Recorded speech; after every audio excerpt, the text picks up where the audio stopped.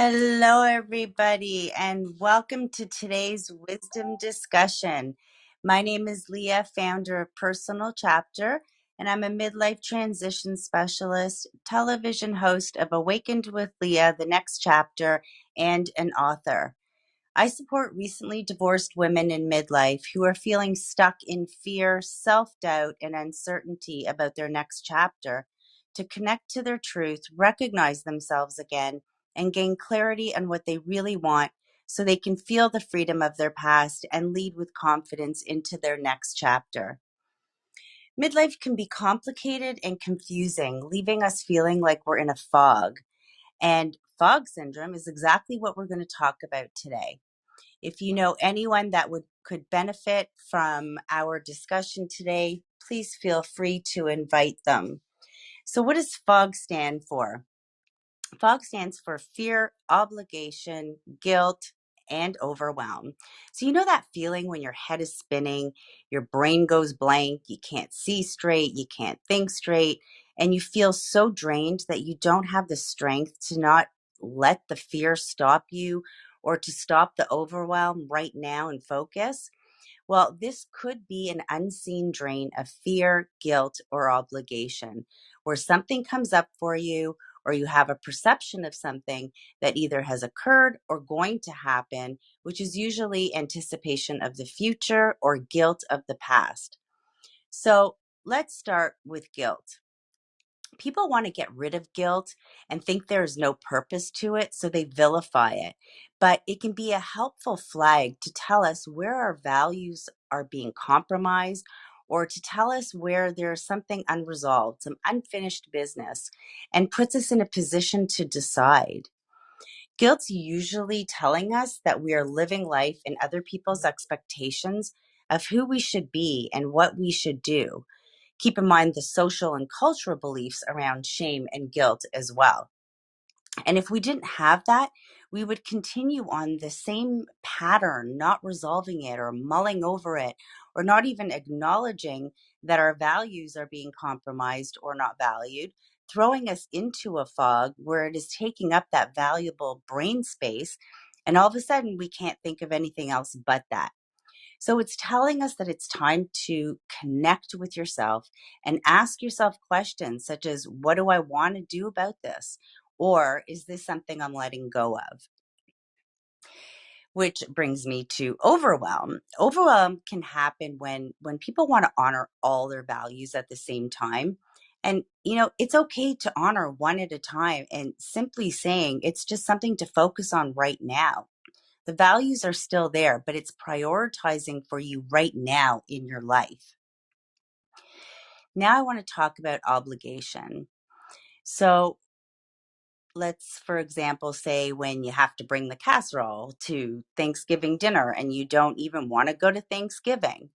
Learning the power of the word no and asking yourself, what makes it so hard to set and or maintain boundaries?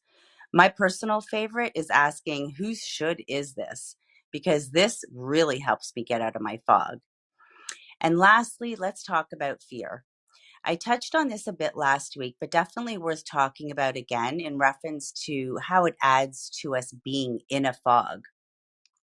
Fear is actually born out of self-protection. We fear losing what we value. Fear keeps us alive by protecting us from real danger, but it also is a response to a perceived danger. So you may have heard that fear stands for false evidence appearing real. What this is referencing is that our perceptions are based on our beliefs.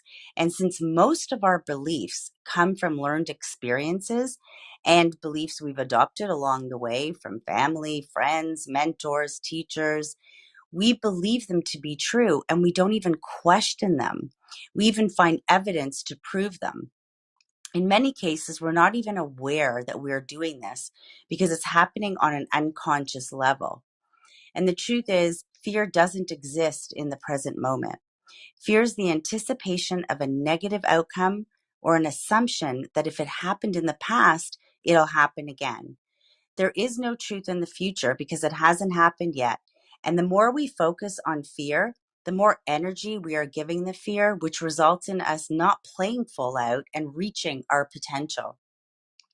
Here's the thing though, it's not fear that holds us back. It's our belief that what we fear is bad, which is the culprit. So, for example, if you fail to reach a goal and deem that as failure, you believe the failure is bad and therefore fear failure. But if you believe that no matter the outcome, you either win or learn, you're able to play full out and step into your potential. So we want to recognize and release what doesn't belong to us. And the best way to be fearless, which by the way is not the same as courage, which is taking action in spite of fear, is to be present in the moment. Embrace the unknown. Know that fear doesn't exist in the present moment, and whatever's unfolding will serve you. You have nothing to lose, therefore nothing to fear. Ideally, we want to go from what's draining you to what's fueling you. I take my clients through an exercise, which is basically a dumping ground of what drains you and what fuels you. So we need a dumping ground, and the purpose of it is so that it can live on the paper and not in our head. The dumping ground does not have to all be taken care of in this red hot minute. The list is always there for reference, and you can choose 1 to 2 that bothers you. And then a list of what's fueling you so you can see the contrast, which usually leads to a wake up call. I also have a free download of my Fear Cleanse. It's a powerful ritual to recognize and release what's blocking our flow of optimal health, energy, and abundance. It brings truth to our fears that we are conscious of and uncovers hidden fears that we may not be aware of that are driving our behaviors. So feel free to go to my website and download your copy for free today. And there you have it, ladies and gentlemen, F.O.G syndrome. I hope today's wisdom supported you in some way. And if you are feeling stuck, join me for a complimentary discovery session so that I can learn more about your situation, explore it further, and listen to hear if I can add a ton of value to you or not. So thank you very much for listening in, and I will be back next Thursday. Thank you. Oh, wait, we have a guest waiting. Okay, let me bring you up.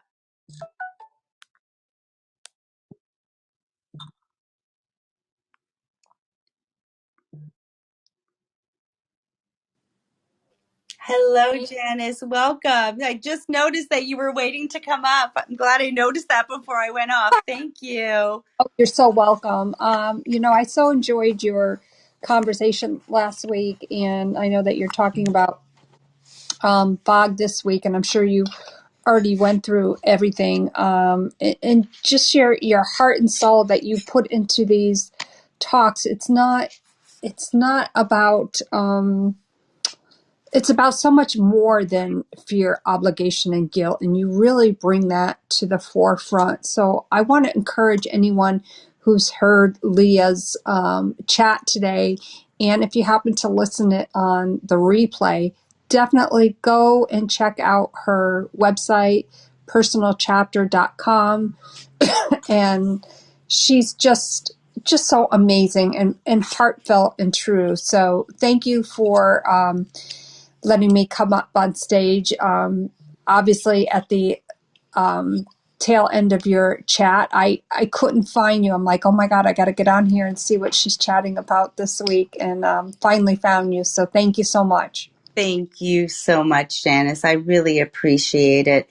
Do you have any questions that I could support you with? Well, I think the one question that pops into my head, specifically about obligation, is, I think sometimes we feel the need that we have to do something, but we just don't feel aligned with it, whatever that reason may be. And I'm just wondering if there's any, excuse me, if there's any suggestions that you can give to myself or anybody out there listening what are maybe some things that we could do to so we don't get ourselves perhaps in that situation where we feel obligated to do something? So I thank you. That's a great question. What I had mentioned was my personal favorite is whose should is this?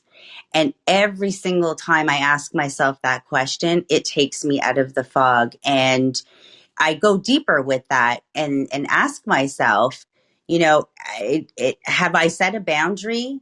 Have I maintained the boundary? And if not, asking questions like, what am I fearing of saying no? Because the answer to that is the recognition of realizing that we are living in someone else's expectations of not only who we should be, but what we should be doing, and recognizing that it's okay to honor what you want to do.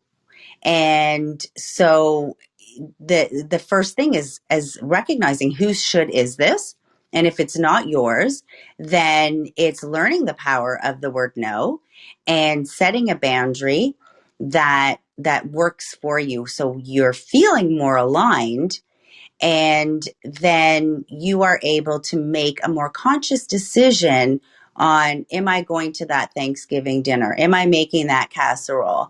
And so you're leading with more from a heart space as opposed to obligation. Ah, that makes sense. And, I think when we say no, sometimes there's always, excuse me, a comeback from maybe the opposing person or whomever you're dealing with at the moment. And I think that, we often feel maybe that we have to justify ourselves when we really don't need to, because I have said actually a couple times this month, and I was proud that I did that. I said no, and they asked me why, and I respectfully said, um, I don't, this is probably going to come out the wrong way, but I basically said, I'm not sure what part of no you did not understand, but I don't feel that I need to justify that no. Right. Well, you don't have to justify it, but I think understanding where the other people are coming from is very helpful. So if people are used to us always saying yes, and then all of a sudden we change who we are in that relationship, it's very natural to get pushback because they're not used to it. So we feel like we need to justify ourselves, but the truth is they're just confused. They're confused about why all of a sudden you're setting these boundaries and you're not saying yes all the time.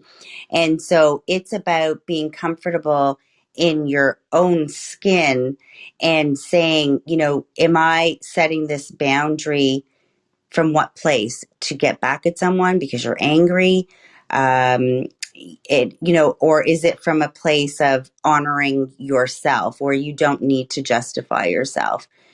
And then the way you express yourself, like you had said, oh, this might come out wrong, but the way you express yourself actually comes from a loving place, although you're getting the pushback. And so if we are reacting to the pushback, then we are reacting, we're not responding. And like I said, when we understand a little bit about the history behind, they're just used to us saying yes all the time, so it is natural to get that pushback, right? Right, exactly. But, I think no in and of itself is an open, no is actually a closed statement. That's right. However, if you were always the yes person in that relationship, then they don't understand what no is. It's all new territory for them. So as long as you're consistent with your no's and they align with you, then, we can't control other people's reactions. So they will catch on very quickly, and we can't it's just about you being consistent with your no's. We can't try to convince them to stop doing what they're doing, saying what they're saying, in order for us not to have to deal with the uncomfortableness of all of a sudden, entering our no zones and our boundaries. They're still the same. They haven't reached where you're at. So, it's meeting people where they're at. And meet people can only meet you as deeply as they've met themselves.